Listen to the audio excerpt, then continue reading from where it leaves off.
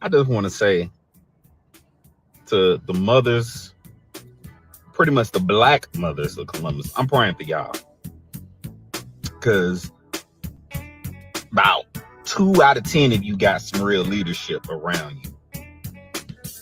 What would make me say something so daring? Why are you bashing us? I'm talking and praying for the mother whose son was at Cross Country Plaza. No cell phone. No homies around him.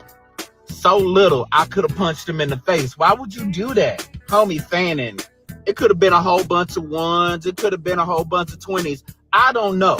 But as I'm going into Chipotle, I see him come around the corner from the Chevron, and he just fanning all this money. And I immediately say, hey, man, put that up. Put that up. You ain't got to impress nobody. Don't do that. Fuck ass, crumb bum, bitch ass nigga right behind me. Yeah, little man, show it all. This is why I stand by Young Thug's comments. This country ass town. This is why y'all in my thoughts and prayers. Cause I gotta get the fuck out this country ass town. I'm gonna do it by all means necessary. Cause it's fucked out here. Ain't no black women to marry here. There's none. Not worthy of marriage, not a happy marriage. Y'all too busy trying to fucking Facebook prove to this country ass town. The Latino women are all tied up with their 17 kids. I gotta get the fuck out of here because I know my soul is worthy of happiness. And there is no happiness for black people in this country ass town. Simple as that.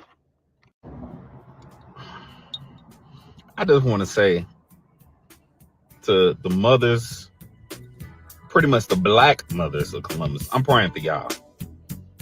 Because about 2 out of 10 of you got some real leadership around you. What would make me say something so daring? Why are you bashing us? I'm talking and praying for the mother whose son was at Cross Country Plaza. No cell phone. No homies around him. So little, I could have punched him in the face. Why would you do that? Homie fanning. It could have been a whole bunch of ones. It could have been a whole bunch of 20s. I don't know.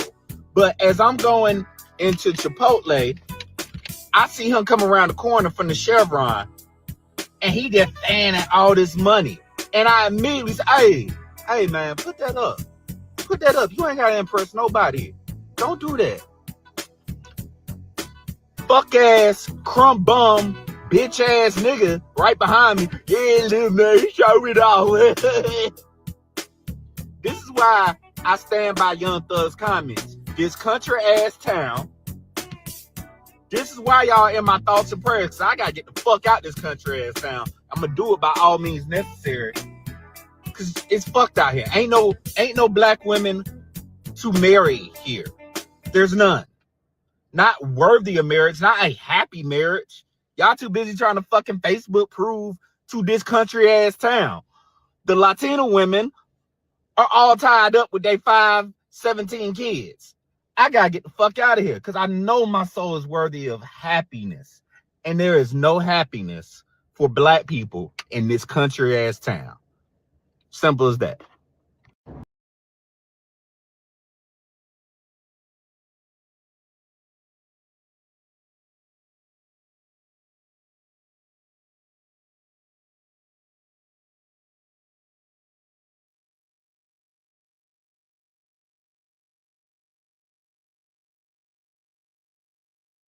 Years, in 2 years, they're going to be criminals. They were born to be criminals, frankly. They were born to be. And I want to speak directly to our children as well. And please hear me loud and clear.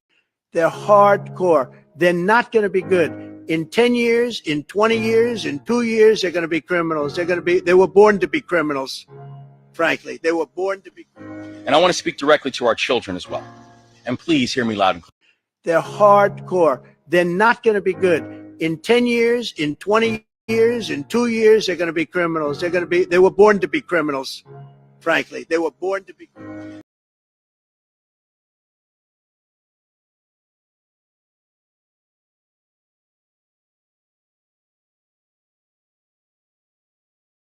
attention does not belong on the white man. The attention belongs right on self, because if we master self, he can't master us. That's why we used to call him the slave master, because he can only master one who is willing to bow down to him, but he cannot master a free thinker.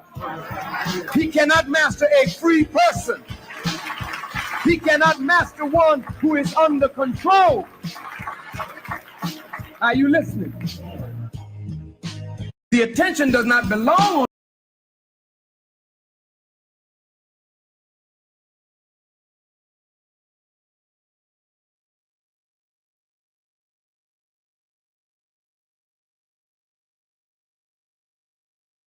And the NFL is the largest, most unregulated, socialistic business in America. Break that down. The NFL privatizes their wealth and socializes their cost, right? So you think about stadiums, for example. Every state and local government goes through a referendum to get taxpayers to pay for the owner's stadium. We pay for it. He keeps the profit. So what they do better than anybody else in the country, there are no 10Ks. There are no 10Qs. There is no annual report. There's no public board of directors. There's no SEC control. There's no attorney general control. There's no state attorney general control. They are a completely unregulated business. Up to a few years ago, the NFL league office was a 501c6 nonprofit. They're going to do $25 billion next year. How can a corporation like that be a nonprofit? Not a corporation. How? But I'm saying, how can they not be a corporation? Got time? Break down a little history? Please. All right. So first thing that happens in 1960s, they have the AFL, American Football League, and the NFL. Those two entities merge, right? So think about it like Lowe's and Home Depot, right? If Lowe's and Home Depot merged, what would be the price of a hammer? $500, Whatever they want. right? Because there's no competition. Yeah, absolutely. In the 1960s, that's exactly what the NFL did. They became the merger of Lowe's and Home Depot. So they merged. The only way they could merge was they needed special legislation from Congress, which they got. So think about it. The taxpayers, who these dudes are supposed to work for, allowed the NFL and the AFL to merge, which basically meant they eliminated all of the competition from now until the end of time. First thing that happened. Second, under the Sports Broadcasting Act, they also have the unique ability of negotiating singular television contracts. So instead of the Rams doing a TV contract, or the Patriots or anybody else, the NFL does one big TV contract a year. Virtually nobody else can do that. So they've cornered the market on the merger, cornered the market on media. At the end of the day, all of the teams are not corporations. They are LLCs and LLPs, limited liability partnerships. So, my job is to audit the teams, which, gave me an ulcer and, got me addicted to Johnny Walker Blue. But you think of those corporations, you take something like the Dallas Cowboys. There is no one singular Dallas Cowboy entity. They're made up of dozens of little LLPs and LLCs. They loan money to each other. They borrow from each other. They pay each other. So the way this thing works from a tax liability standpoint is if they do everything right, you know what they pay in taxes at the end of the year? Damn near nothing. Yeah. So they're not a corporation. That's crazy. They don't file anything publicly. Make it even crazier. You cannot find an audited financial statement for any NFL team or the NFL as it exists. They do not create audited financial statements because they don't want anyone to know. So when they put those numbers out and they say, hey, we made this amount this year, that's just something they're throwing out there. There's just something they're throwing out there. Wow. And look, I like magazines like Fortune that do the valuations of teams. That's not based on any audited financial statement. I mean, the only people who audit them is the NFL Players Association. And we can't talk about how much money. President Traore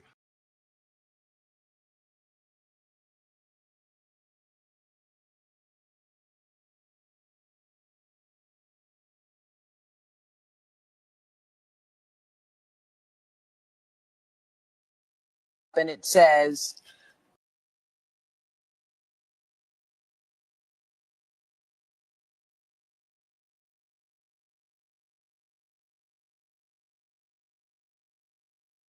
did the film?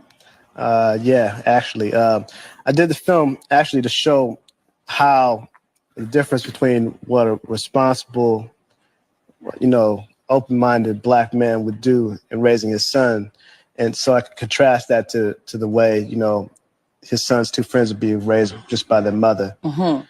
And what we show in this film, there's a mother in the film who raises her two sons, and one she overly loves, and he becomes irresponsible and a teenage father.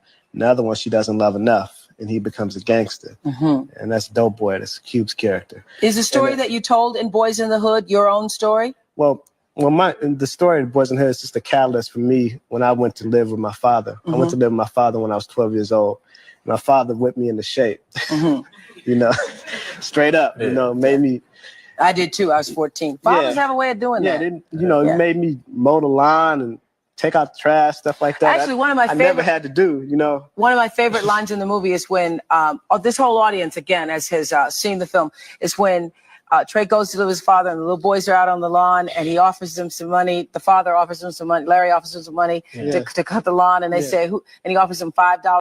Comes up and it says,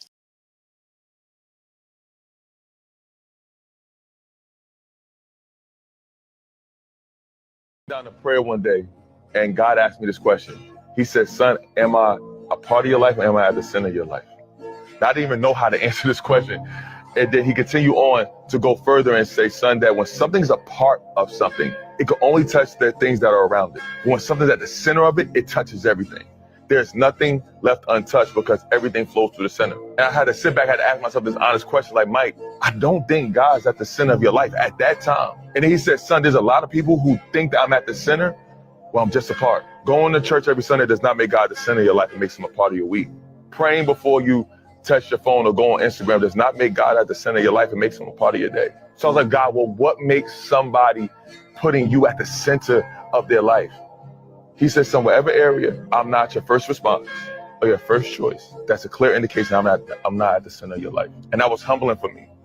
Because if we're being honest, God doesn't get our first response with our family, our finances, our business, our relationships, our career, our dreams. And here we are telling ourselves a lie every day that God's at the center of our life. And what humbled me was, he said, "Son, wherever you do not give me authority, you leave room for robbery." Remember, we have one adversary, that's the devil. His job is to steal, kill, and to destroy. And a lot of us are given space because we haven't given God place at the center of our life. Y'all was sitting down.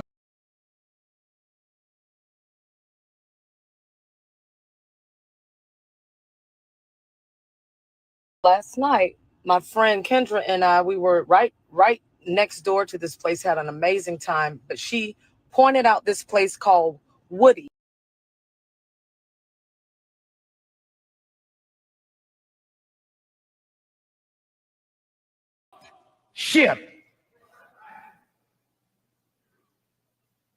Courtship is that when two people agree to become engaged, then between the engagement and the marriage, we're courting.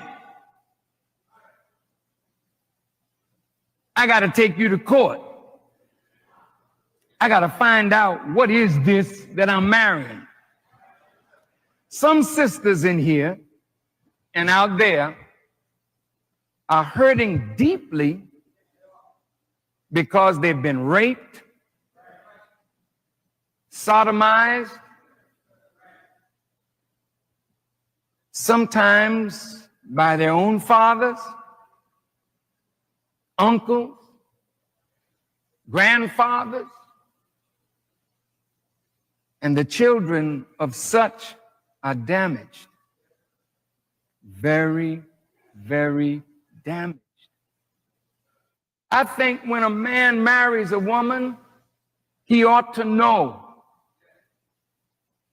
that he's dealing with a reality here that is going to be difficult, but if he loves you, He can go through the crisis with you to help you overcome the wound of having been sexually molested as a child.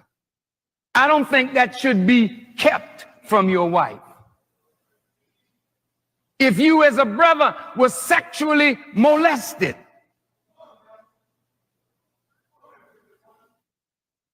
you should say something to the girl.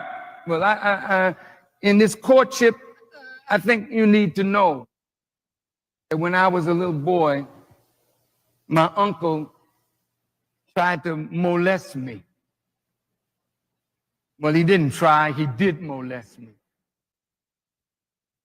I've been living with that stain, and I'm trying to overcome it, but I know that marriage is right for me, and you are right for me, but I want you to know that this is a problem in my life, and maybe together we can work it out. So there's no surprises, because mentally, a woman that has been abused like that finds it very difficult to even give herself totally to her husband. Now, the man may be there wondering, what's the matter, baby? Oh, nothing. But just leave me alone. Don't touch me. Oh, hey, wait, where'd that come from? This is real. This happens. And marriages are destroyed because we weren't truthful during the time of courtship. Courtship.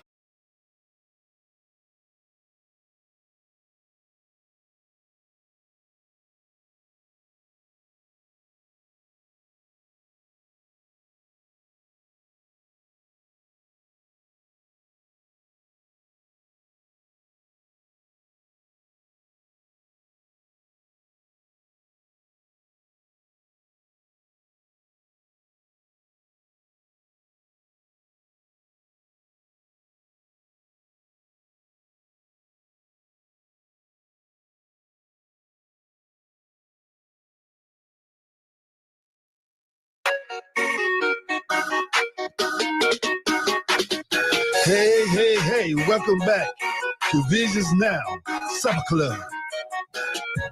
All views expressed for their educational and journalistic purposes, they're not the views of the management, advertisers, nor staff of 92.1 FM. However, Visions does desire to bring a quality entertainment program which intellectually stimulates and culturally fulfills our community's needs to develop leadership and informed decision-making for our collective future. Welcome to the village. Often imitated, but never duplicated. I'm Dr. Shailene Hood, your host and executive producer. Welcome.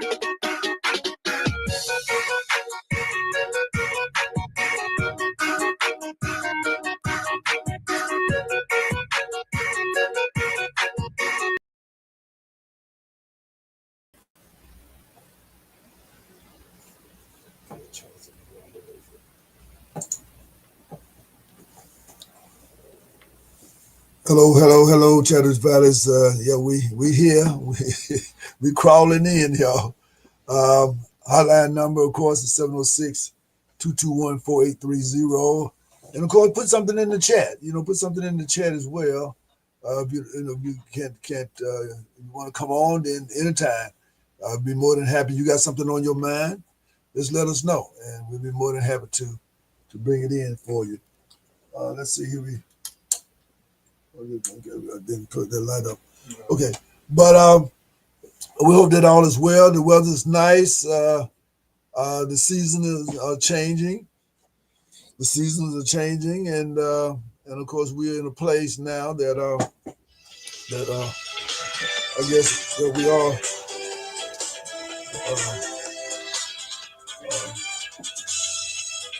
I'm letting someone calling in for the show. Someone calling in. But we certainly like to say to you that there are a lot of things going on in the world. I just heard today that there was a threat to the HBCUs around the country. There were several HBCUs because of someone who,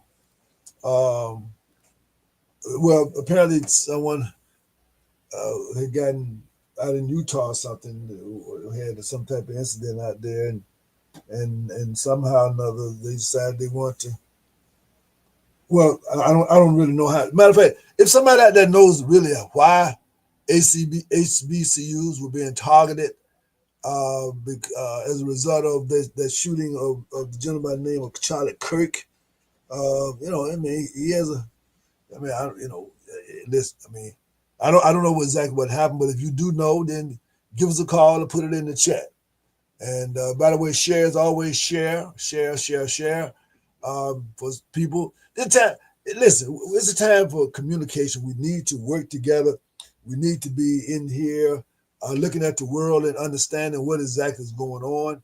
And if you're not aware, then of course that means that you're part of the problem. But again, you might not be aware because I wasn't aware, but I'm trying to find out. So that's what I'm saying, is that if you know something, you see something, say something. That's how I go, for real. And because we had several reels today. I didn't get a chance to see all of them, but because Nate, one of our production people, you hit the reels up today, Nate. I don't think they can see you for real. Let's see. Yeah, you go. That's a little bit better. And of course, there's Julia there. And how things going in your world, Nate? I mean, this is going to kind of get those things going. There you go. I think my days have been going pretty well, actually.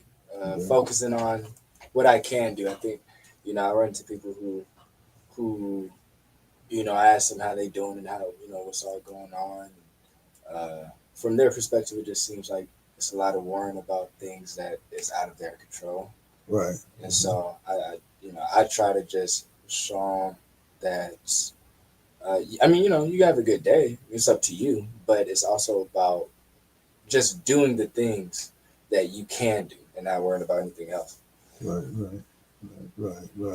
So, what did any one of those reels? Because I didn't get a chance. Any one of those reels stand out to you that you listened to earlier? Yeah, put up? Definitely. Well, to me, it was the longest one actually. The one about the NFL.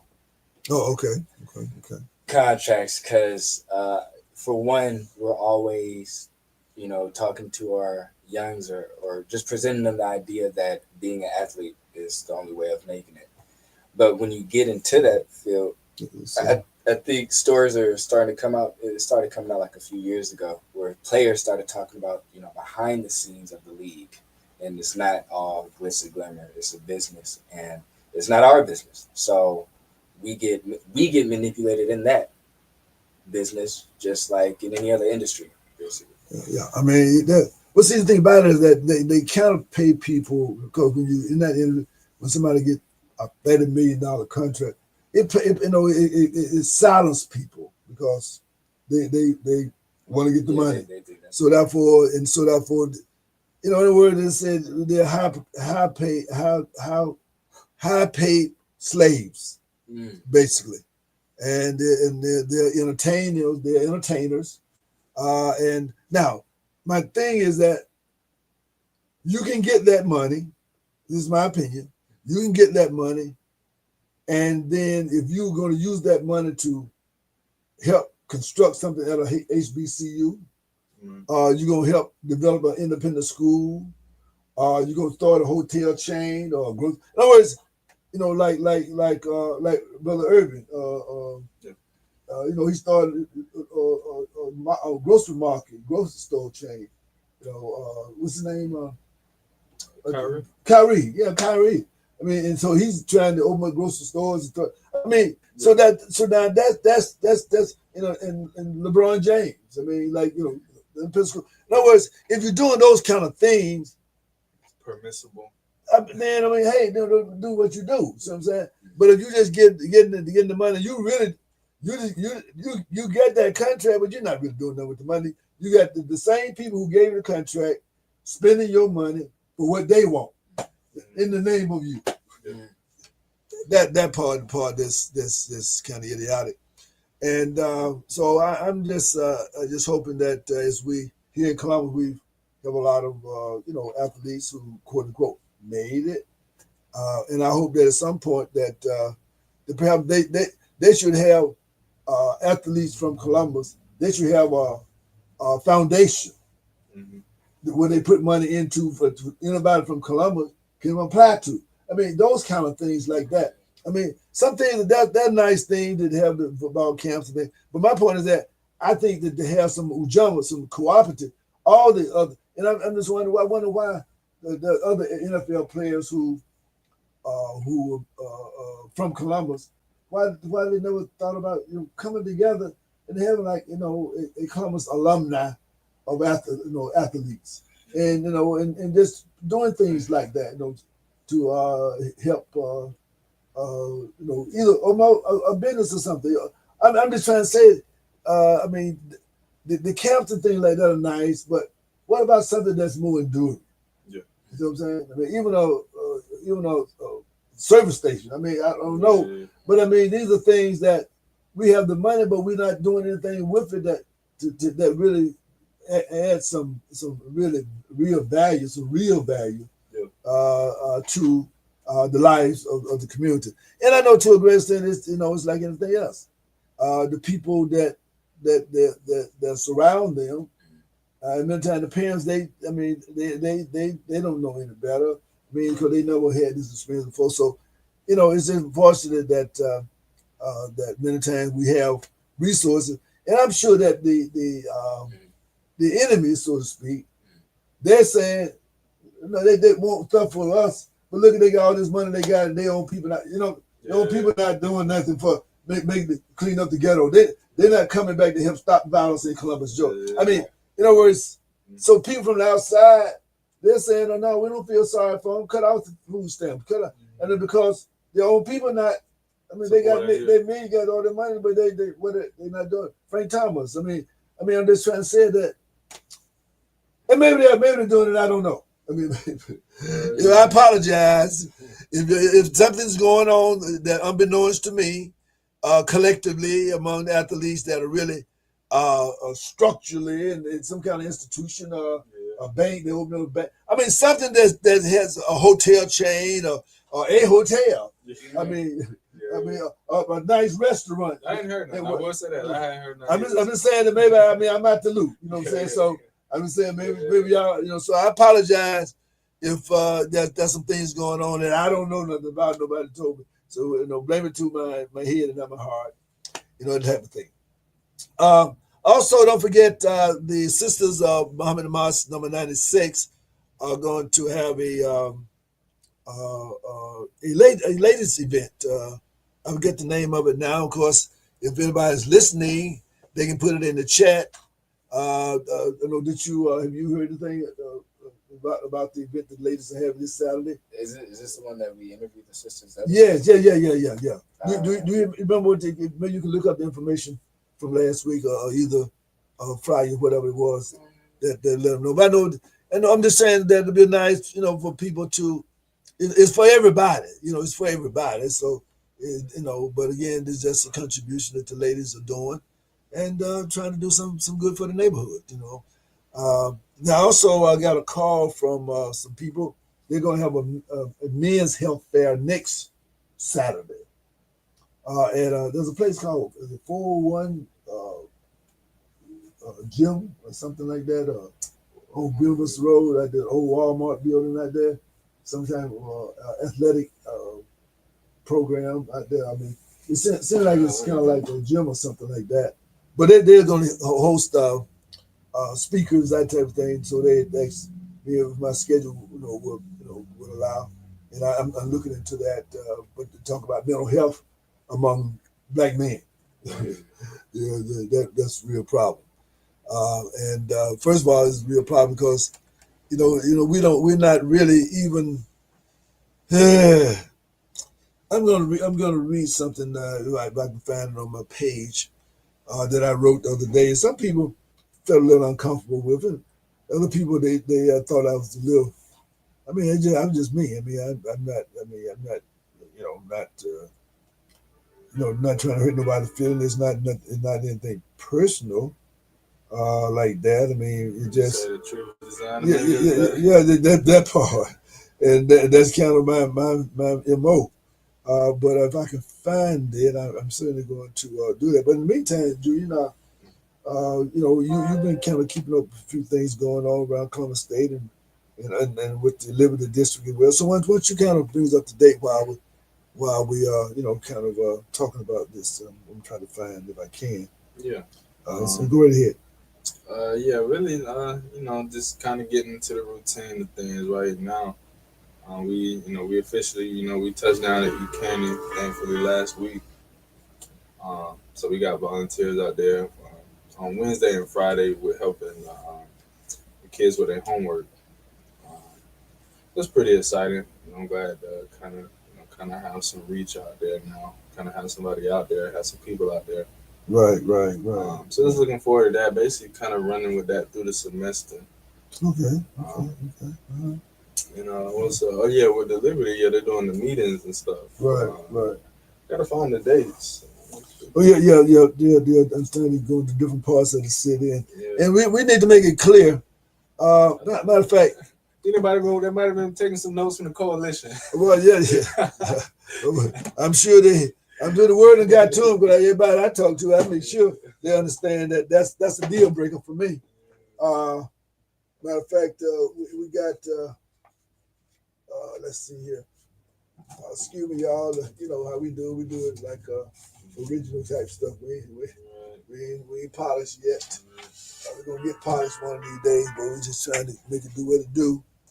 The New York Coalition, and we do have some thoughts about the Liberty Theater, and one of the things that we talked about is that we feel that whoever's running for mayor, cultural, arts, and recreation, there's to be reopening of all recreation centers, in particular all at-risk areas, because think about it, there's some areas the children got white water and red water, blue water, I mean they got all kind of things. Stuff to do. Then the other areas the children don't have anything, and so I'm saying that why can't we make sure that because the other people got recreational choices.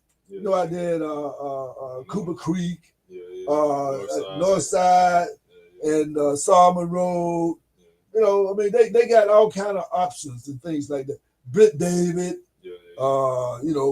Woodruff Farm. But then there are other areas like East Winter, down on the far east side, down Beautiful Road down there, down with the Oakland Park. Oakland Park, South London down there. There are these recreation deserts, that's going on, and so just wanted to make the point that people need to think about that. So, what my point is that cultural, arts, and recreation. Then we're saying is that these like to target 14 to 19-year-olds, encouraging them to participate in community crime prevention efforts. See, my thing is this.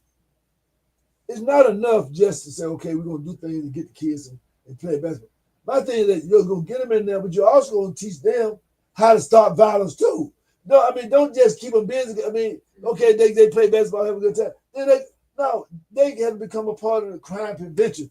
That should be a part of whatever, not just the fact that they got somewhere to shoot pool or somewhere to play cards or somewhere to shoot hoops. No, they should also be taught about how to improve their community as a part. That's recreation. Yeah. That was the kind of thing. And I don't know why. Why is that not? And I already know people think like, oh, that's not realistic. Why is that not realistic? I'm trying to see what's unreal? Who gonna stop? Who gonna start? Who gonna fix the problem? It's unrealistic for the people who live in it. And to learn how to do something. Where y'all stand with this, man? I They don't say know. something, well, what's realistic is unbearable, so we got to change something. Yeah, and they don't know. I mean, if they knew better, they were gonna do better. And I'm trying to say, you get them into these programs, then teach them how to be a solution, do something. I mean, to be a solution to the problem that they're living in. You know, we said also is that with the Liberty Theater, we're just saying that reinstating the Liberty Theater community-based board of directors to include members recommended by the city council. They can be on it. I want people to be clear about where I stand. I'm not saying that the city council shouldn't have representation on the board. I'm just saying the city council should not be over the Liberty Theater. I'm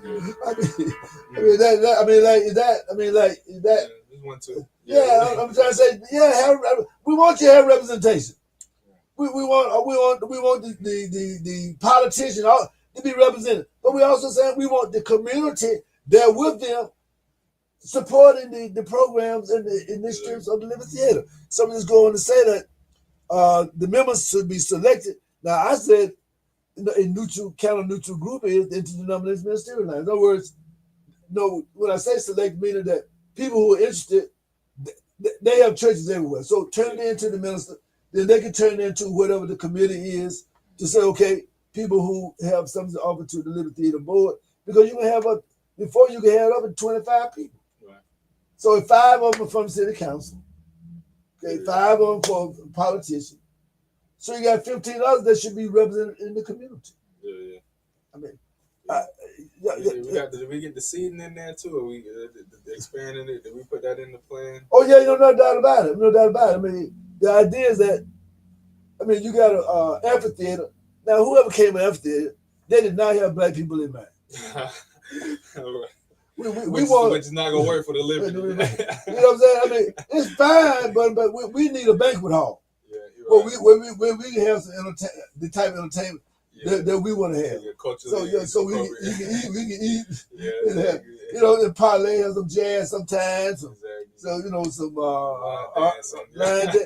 some boots on the ground.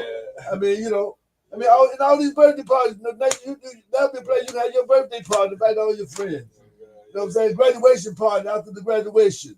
You're not gonna take it to Country Club. You're not gonna take it to Green Island Country. You ain't gonna take that to St. Luke. Okay, and you probably ain't gonna take it to Tracy. Where you gonna do that? That's what they are. They trying to say the Liberty. You ain't gonna take it to the Spring either, or the River Center. You ain't gonna take it to the Trade Center. Take it to the Liberty Theater. That's home. That's my point.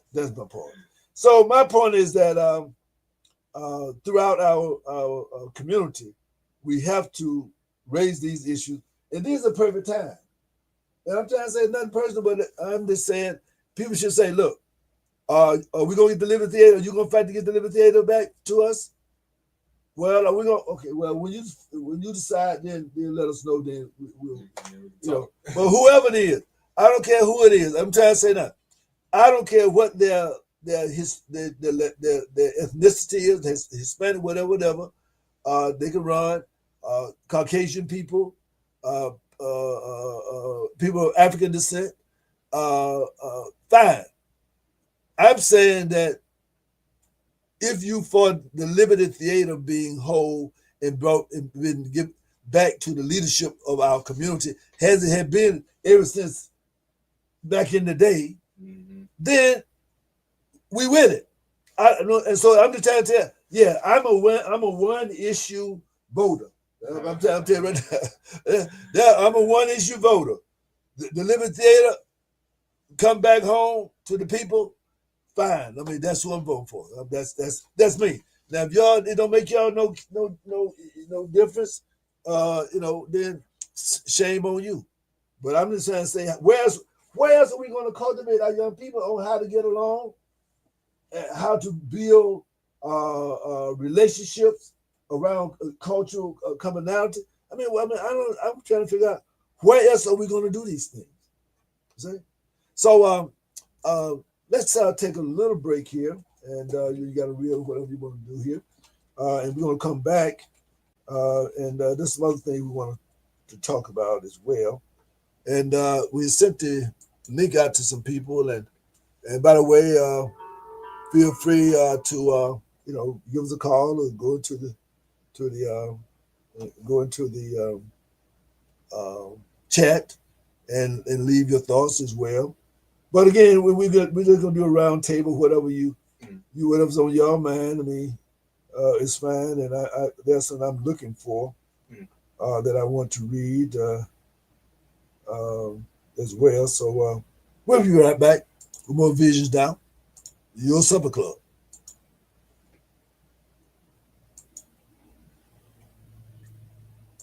Black Muslims don't have to choose between being black or Muslim. Some Muslims get mad when we call ourselves black, but we don't have to choose between being black and Muslim. Some black people get mad when we call ourselves Muslims, but we don't have to choose between being Muslim and black, because they go hand in hand. You don't got to choose. You can stand up for your rights as a black man or woman, and it's totally in line with Islam, because Islam forbids oppression and commands Muslims to stand for the oppressed. Muhammad Ali didn't feel like he had to choose, so why would you?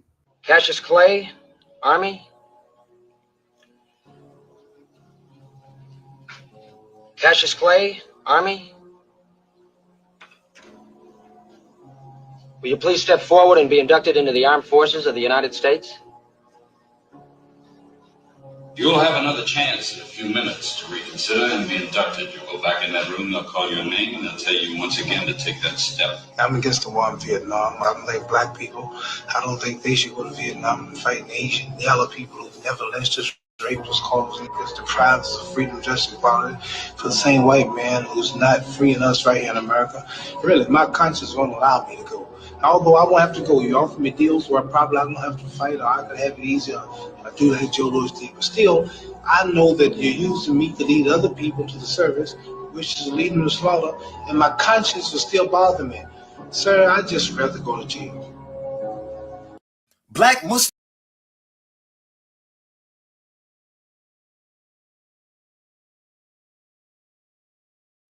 The father of what they consider Western education, a man named Robert Collier, listen to what he said when they were establishing public schools in America. He told his white school establishment personnel, he said, remember that education is only 1/4 information. The other 3/4 is encouragement. And nothing encourages a child like seeing someone that looks like them who accomplished great feats in the past. The father of what they consider Western education, a man named Robert Collier, listen.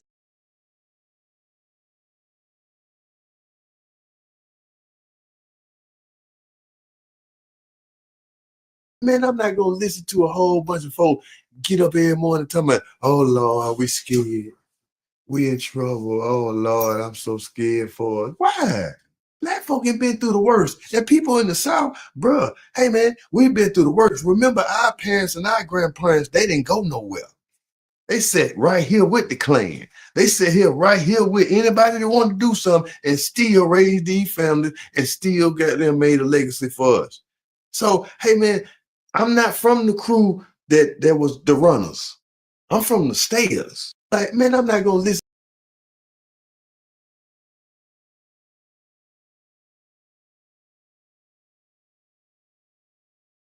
71% of our sisters are will never get married. 63% of our brothers are not married. 30% of them will never get married. There is no culture in the history of humankind that has risen to maximize their full human potential without family at the center of their culture. This only exists.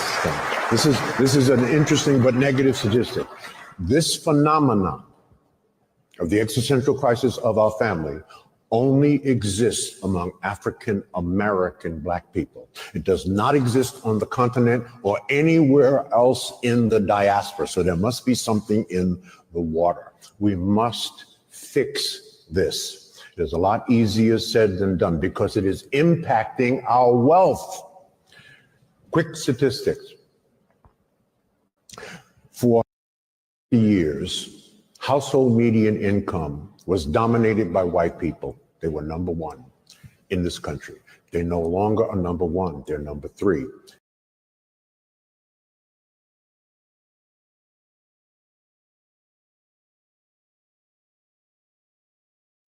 A woman has a muse-like effect on a man. Speaking of that, in a recent video, you said a woman has a special place in this world and it's in a man's psyche. Can you like elaborate on what you meant by that? Yeah, so I say a man is the best version of himself when he's confident, intelligent, and assertive. So I say CIA, not on some ops or bitch. And then I say a woman is in her best place when she's feminine, beautiful, and inspirational. FBI. The I is important. A woman has a muse-like effect on a man. I mean, every man in here is gonna get out here and get his. Do what he has to do. We have a tendency to get cool, get comfortable. We're good. We don't need much. We're pretty simple. But there are things that women can do for a man that only a mother and your lady can do.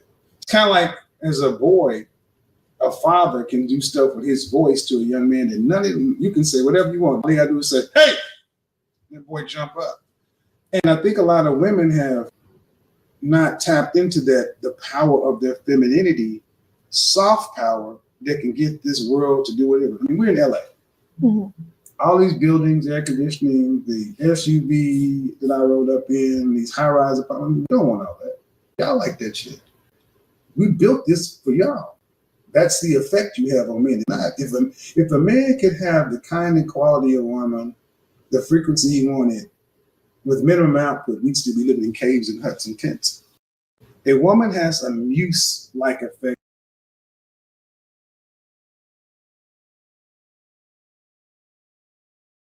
We're back from our break there, and of course, there's some powerful words there.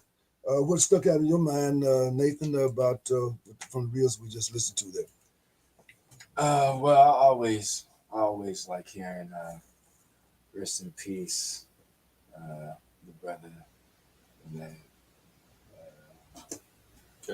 Kevin, yes, Kevin Samuels. Yeah, I know about my friend, brother, yeah.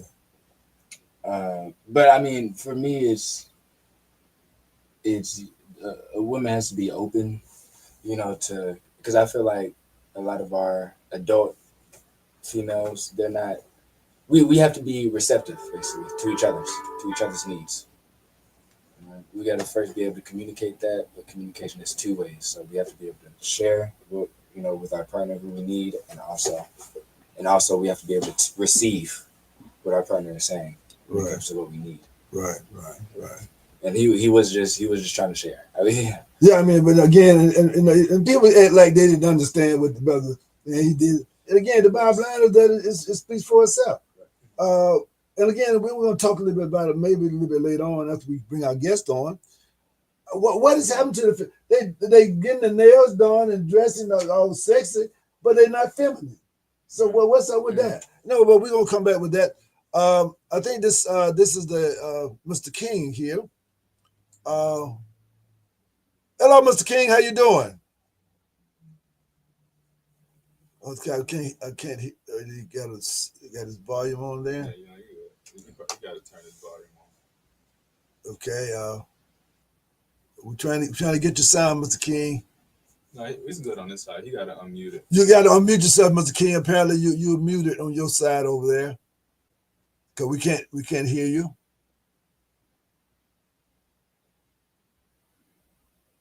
Okay, I'm not sure. How does he unmute? How does he unmute? You can try getting off and getting back on. Because we can't hear you. We can see or not. Well, we see you very well. But for some reason we don't have sound on you, and on our side it's open.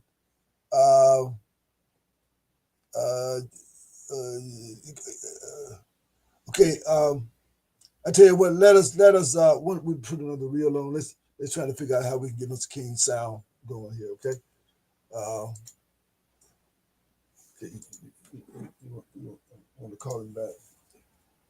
I feel though, as the man, I am the leader of my household. Right. But as the leader, that doesn't mean that I just tell everybody what to do.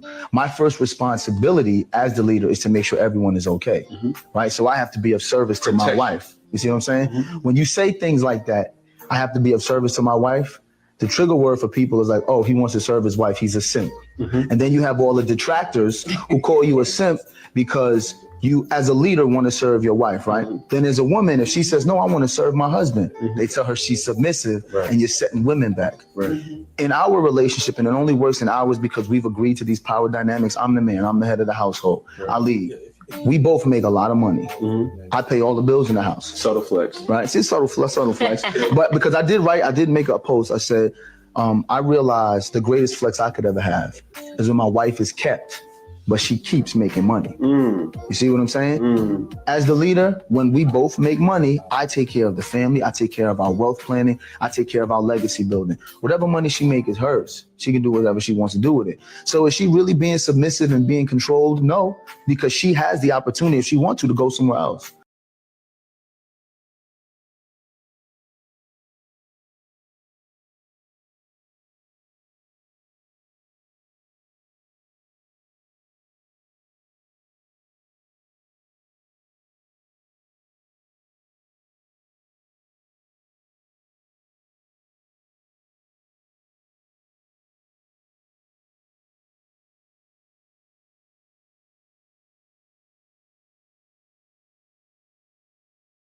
And John, I saw another woman enter your house. You still have this camera on my house? Yes, John. I mean, I'm sorry again, but I still have the camera on your house because, you know, I'm waiting for a chance to be that one in your life. And then I go review my camera and I saw somebody else. It's another woman. Hey, we don't have anything going on between us yet. I totally understand that we don't have anything going on yet. I'm not your girl yet. I'm not that one in your life yet. But listen, I have faith. I have faith bigger than the mustard seed that one day I'm going to be that one. And, you know, within my 2 weeks grace period, I'm almost 3 days shy of the 2 weeks. And then I go see another woman.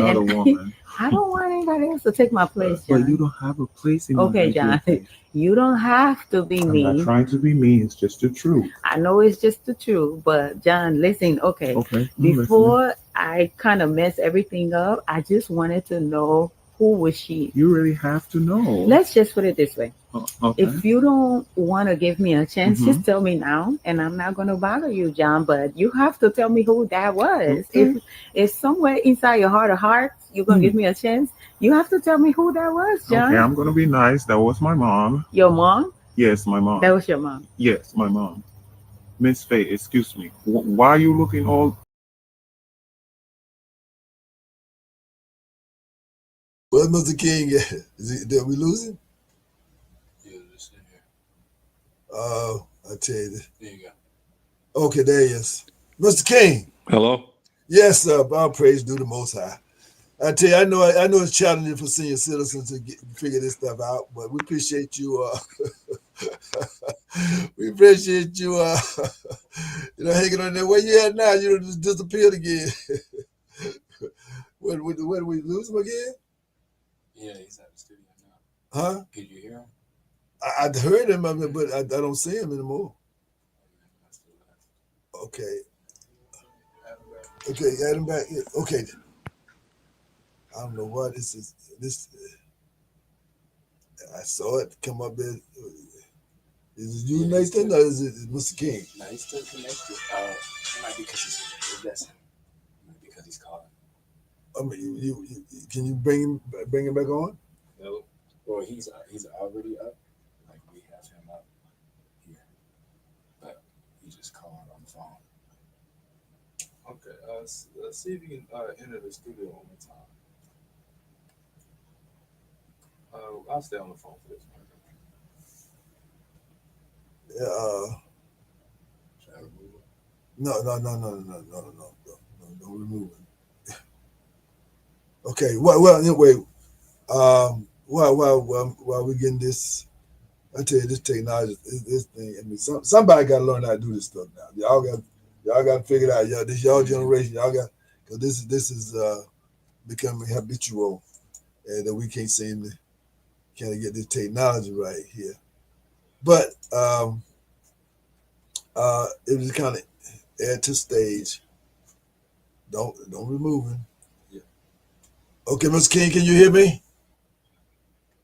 Okay, I can't hear you. Hang up. Okay. Okay, I'm trying to get you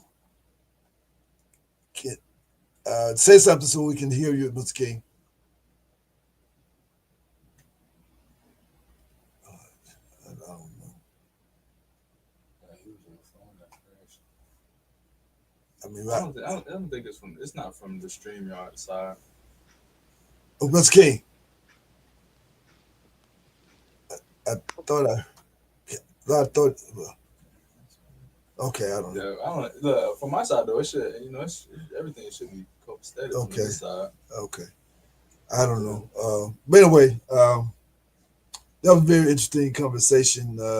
What's your take on this? I think he made a mistake. Yeah, you said you disagree with something he said. What was it? Well, there were two on the other one when he's saying that he pays all the bills, pay all the bills, and then she can do whatever she wants to with her money. No, I mean that don't even make any sense. I mean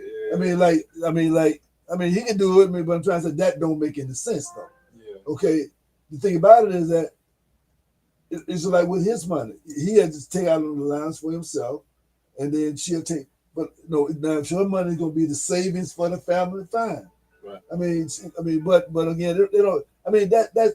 I mean, all how that. In other words, what I'm saying is the pattern is all households can do things in a certain kind of way, but all households can't do that.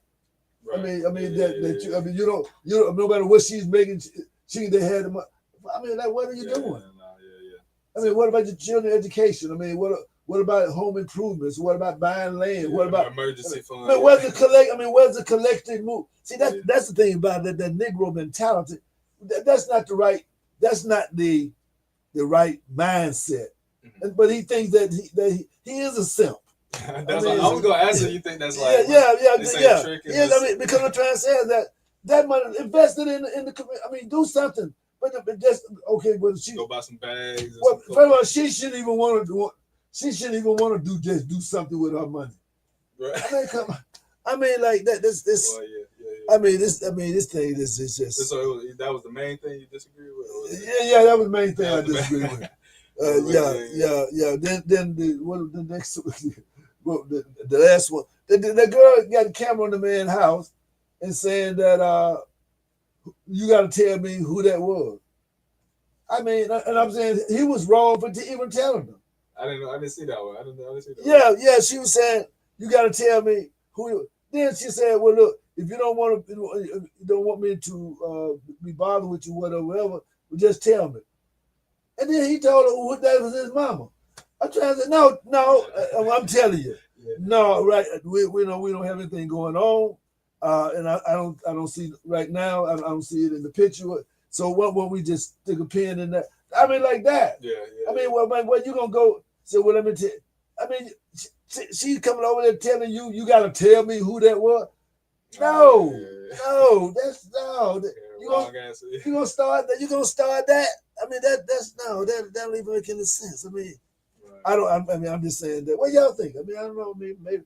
I mean, to me, I just don't think that's even that both of them have mental health problems. Yeah. I think they both have mental health problems. So there's no way that makes any sense.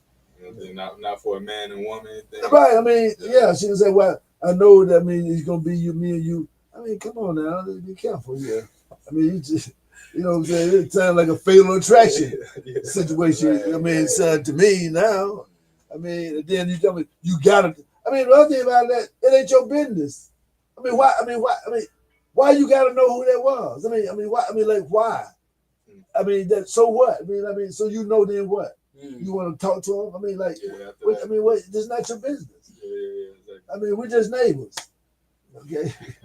I mean, I appreciate there's a security issue. I can get you the camera, but you can't come over and ask me who is this person, and we don't even. We agree that we're not in no relationship. Right. But you think that you prayed and you entitled to. Yeah. I mean that's, and then he gonna say that was my mother. I don't know. I don't know what that was about either. Okay, but again, I was going to read Yeah, the Facebook post. Yeah, that was a post that I want to share with our community. And by the way, Mr. King, what do you? I don't know. I called him back. He said he was gonna keep trying, but I think he said every time he tried to enter the studio, it would kick him out for whatever reason. He kept hitting enter studio, but it kept kicking him out. He was in the studio. I couldn't hear him, but okay, I don't know, but we got to figure this out, gentlemen. You got too many minds here.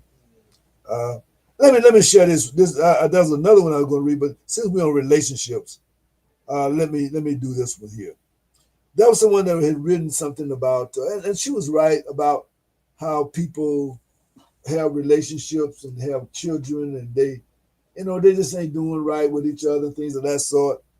And but then my thing is that the reason being is that we need to get back to the root of these things. And I said a little icing for this cake. As a matter of fact, I wish if I could pull hers up. But this is what I said. In ancestral tradition, basically she learned that intercourse, and then I was talking about the person that she make a reference to. Intercourse is for procreation only. Thus, an agreement for marriage or parentage. In other words, this is what I'm saying here. I might make some little typos here, but basically, the point I was making was this: today, people have a relationship and they have children. Okay, and they have no inclination about a relationship one with another. They're just having sex. Yeah. I'm talking historically, and historically, you did not have intercourse unless you were trying to have a baby. I mean, like a pastime. Yeah, no, y'all just have a recreation.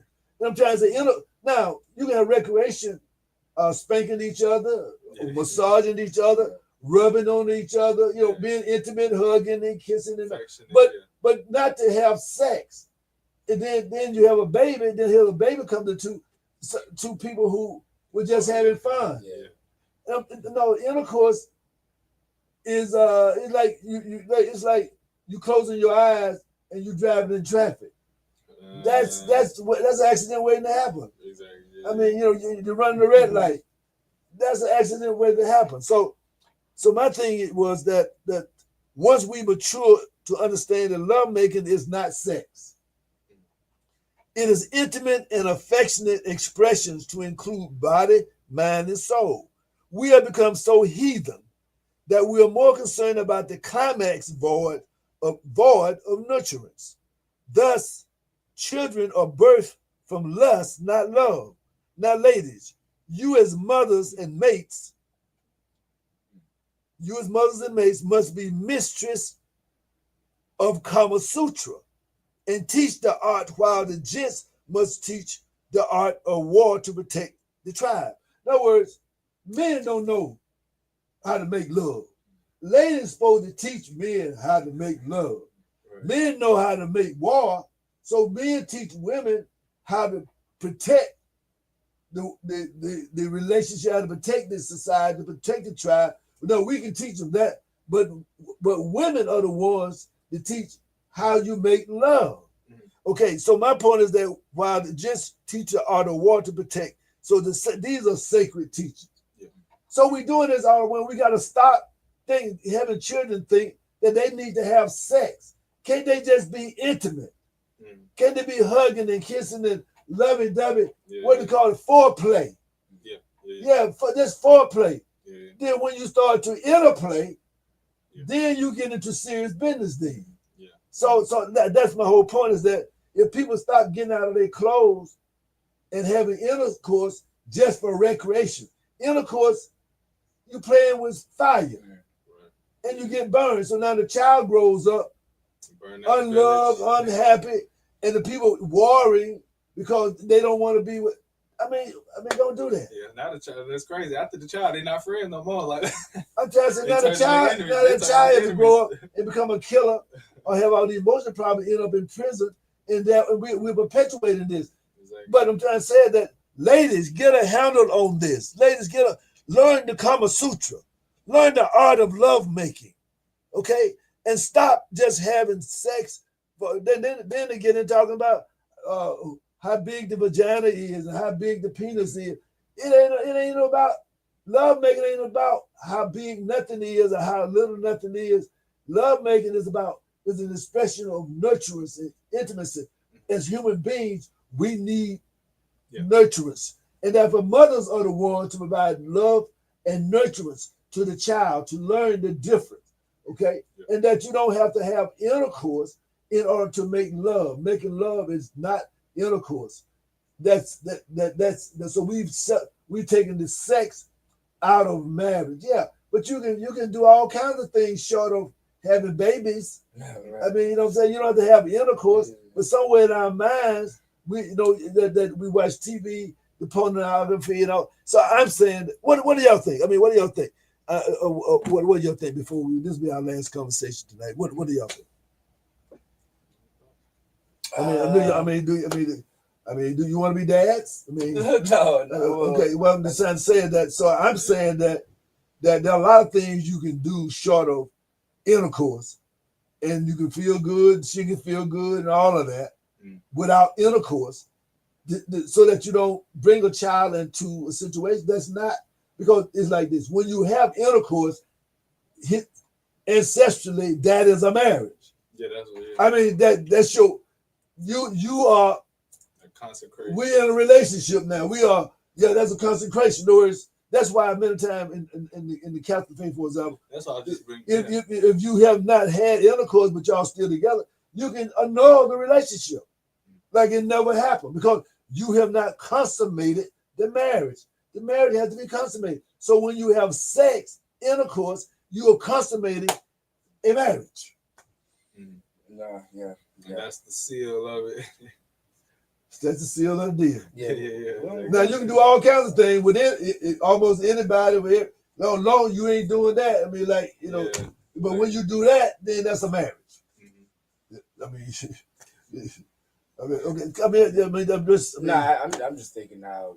We do not think that way. I mean, I'm trying. This is sacred knowledge, and I end it with called shake job. I mean, that's me, of course.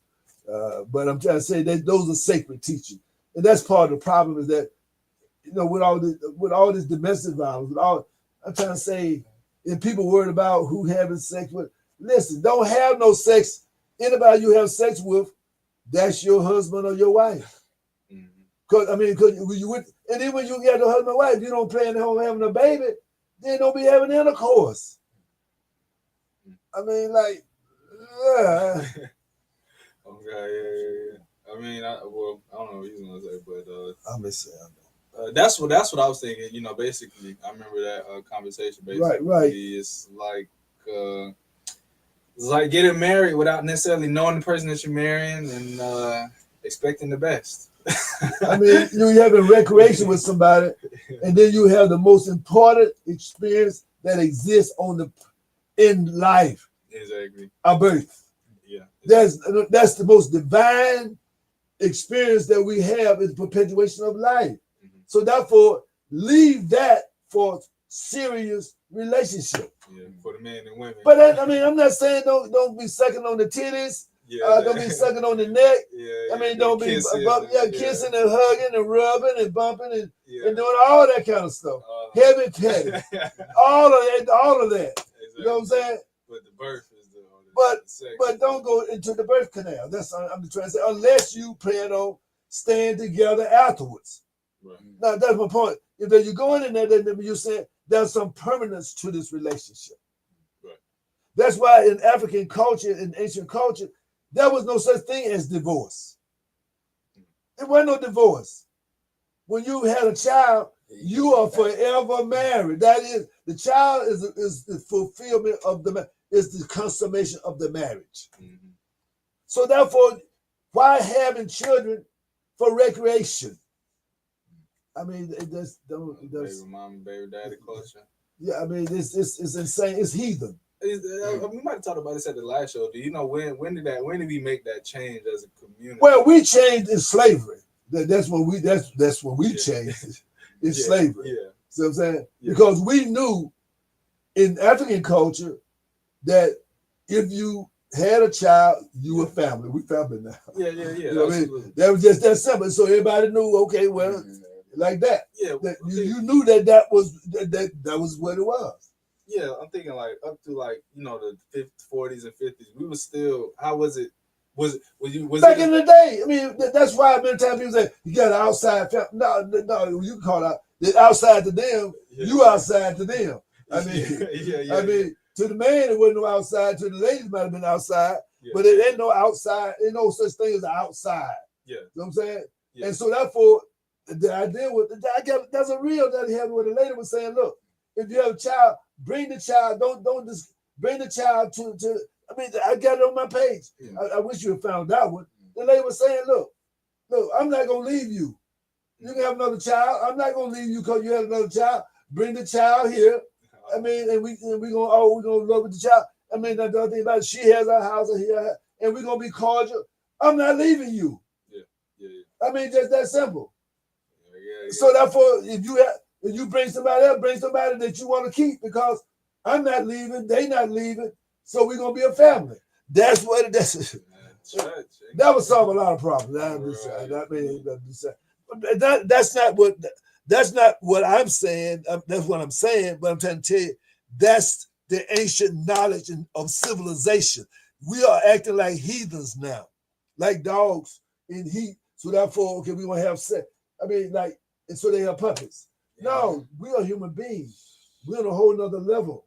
Exactly. So when a human being is born, that's birthing of a God. Okay. We're treating birthing of a God like they are animals. Stop it. Okay? If you want more sacred teachings, give us a call, 706-221-4830. We got to stop all this. There's no such thing as an illegitimate child. How's a child be illegitimate? You did the legitimate thing to make a child. How the child illegitimate? Oh, because somebody decided. God decided. That's all about it. There's no way to sneak into life. There's There's one way. There's only one way to get into life. That's the legitimate way. That's how you got into life. You are legitimate. It's just that point. So again, let's apologize to. I can't. I mean, I don't know. But I'm sorry that we couldn't get. We want to figure it out. And maybe Mr. King, maybe next time you're listening, but you're coming to the studio, maybe we'll do it that way. But we want you to know that we are recruiting people for mentors, and we're also recruiting people for mentees. Okay, if you have a child that's fatherless, then bring them on.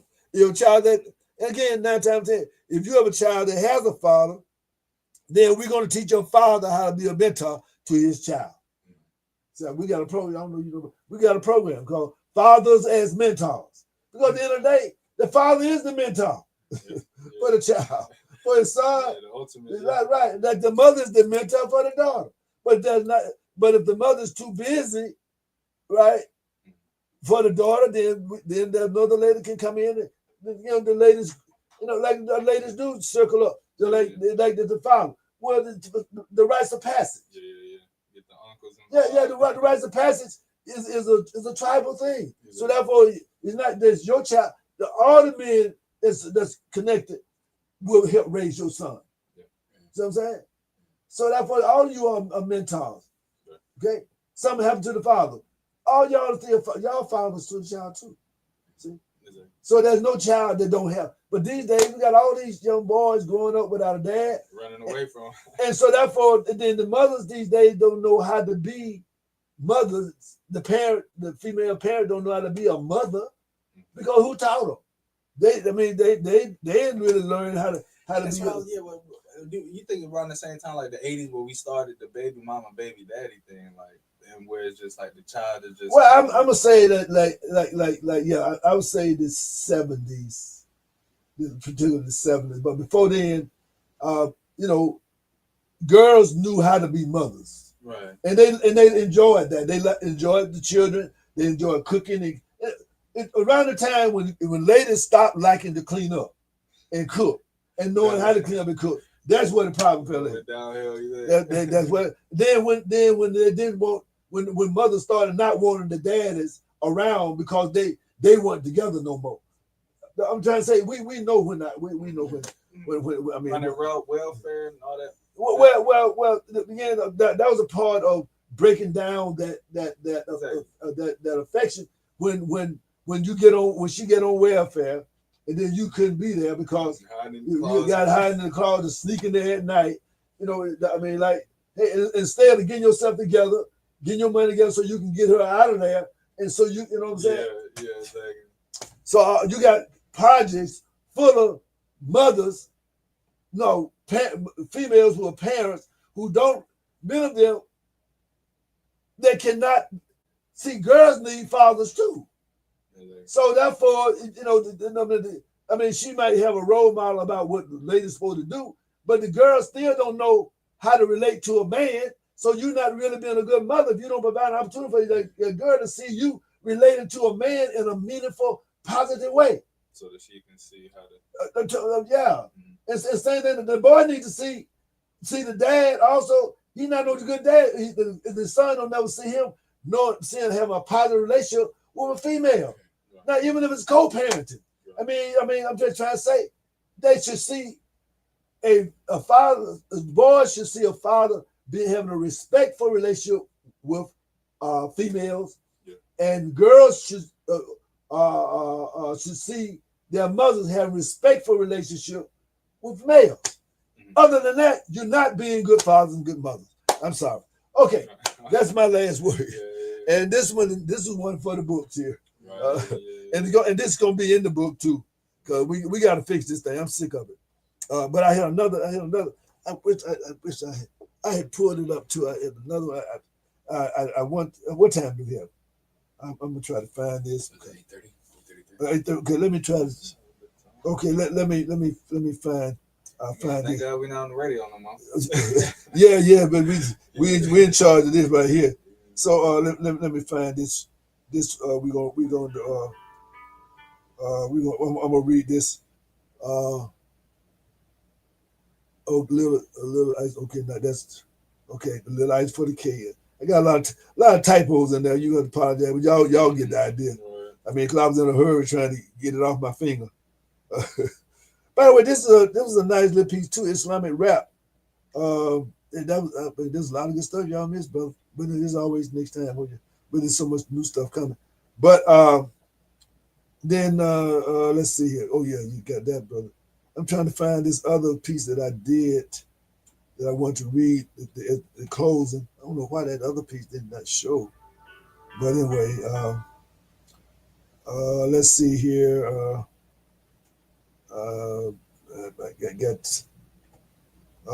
Okay, y'all talk about some things here, Jim, while I'm trying to find this. Yeah, right. I know. You might have heard about the female 18-year-old girl that she got shot downtown. Oh yeah, we talk about it. No, I didn't know. I didn't hear any more information about it. Well, I've heard that it was a random shooting. Yeah, that's why it was unprovoked. I'm trying to say, like, she was sitting in the car and then. Yeah, with some other people. I'm trying to understand how is that. I mean, like, so what are they saying?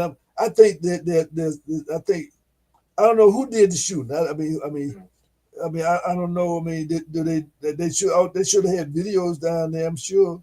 Yeah, I think they're still looking for the suspect. They know who it is. They can't find him, huh? I don't think they know who it is yet, or at least it's like the last that I heard. Okay. I tell you, I think I'm getting close to what I'm trying to read for y'all. But I just wanted to end the show with this thought here. I hope y'all having fun. By the way, being the again, y'all need to, yeah. So I'm trying to do my part over here. Gentlemen, don't go sleep on us. And then there's another one about the white boy who wants to join the Nation of Islam because the minister told him about. And he had his confession on there. There's a lot of good stuff on here. But anyway, maybe next time.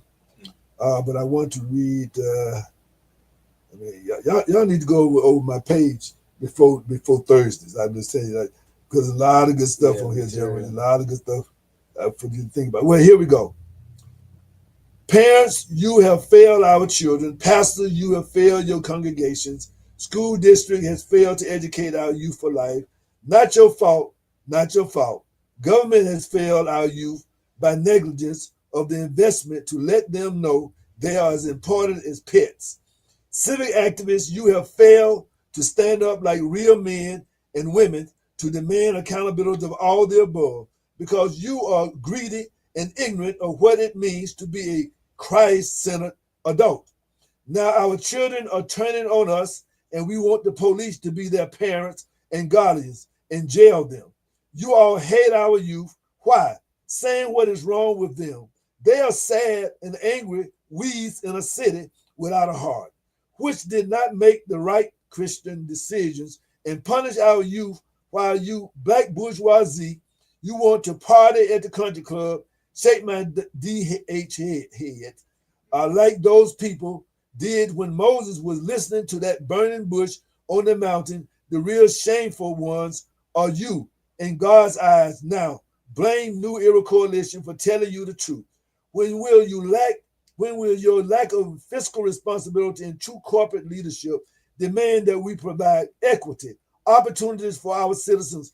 Koga was allowed to fail. Now you blame the youth for people exploiting the poor and taking food money for lotto and gambling, and businesses who are not reinvesting into the poor.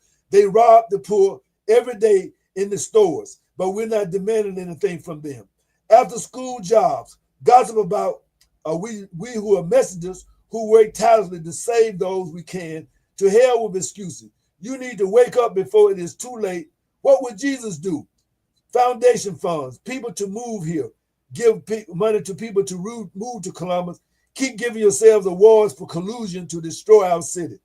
The only ones doing their part are the coaches for the athletes, few pastors, and some educators. You know who you are. The police chief has begged for more help, but they also must push for funds to invest in New Era plans to restore law, peace, love, in order for our formerly incarcerated to truly have the mental health support needed.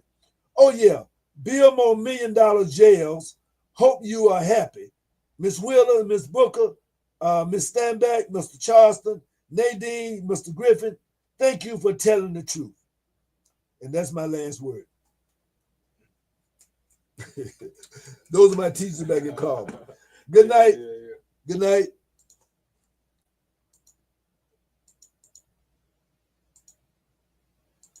Watch Razuri. Peace, soul, love, with a little sprinkle of power. Good night. Good night.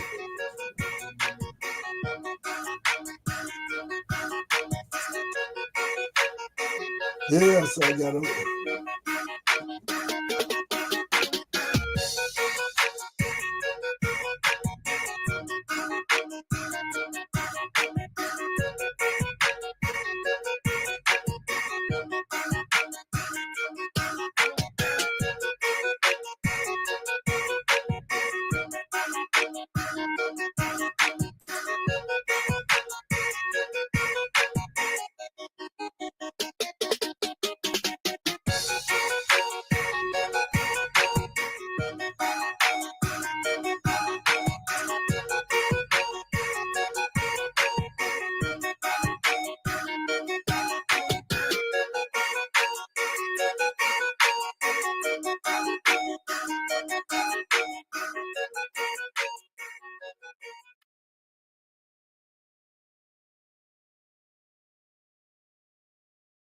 Clerk will call the roll.